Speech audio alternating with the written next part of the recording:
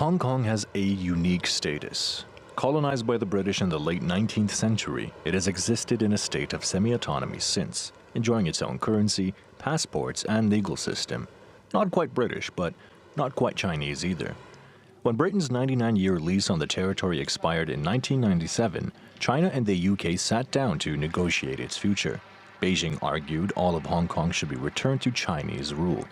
They agreed on a compromise. In the 1997 agreement, the principle of one country, two systems was born.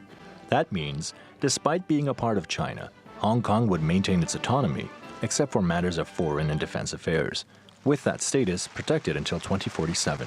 But that only seems to be the case on paper.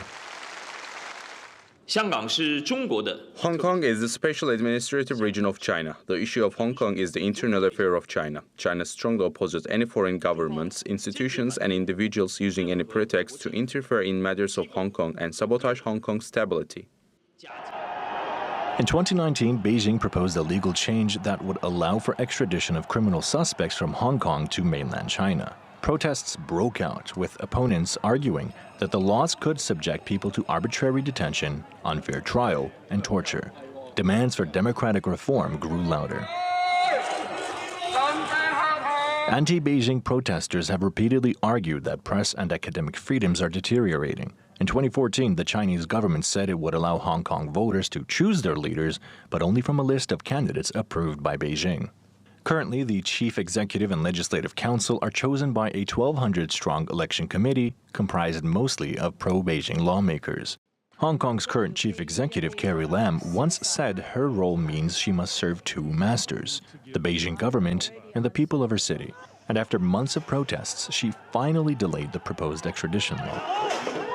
I personally have to shoulder much of the responsibility. This has led to controversies, disputes, and anxieties in society. For this, I offer my most sincere apology to all people of Hong Kong. Carrie Lam was believed by many to be loyal to China's ruling party, much like the only other candidate running for office this year, a former police officer turned politician, believed to be the mastermind behind brutal crackdowns against protesters in 2019 and 2020. In today's world with great changes and complex international geopolitical situation, Hong Kong must seize the opportunity as there's no time to wait before it's too late. We need to consolidate Hong Kong's status as an international metropolis and give full play to Hong Kong's advantages of being free and open to the world, connecting mainland China. While many Hong Kongers feel helpless to stop Beijing's gradual takeover, they also know that China is likely to take complete control when their special status expires 25 years from now. Yasin Eken, TRT World.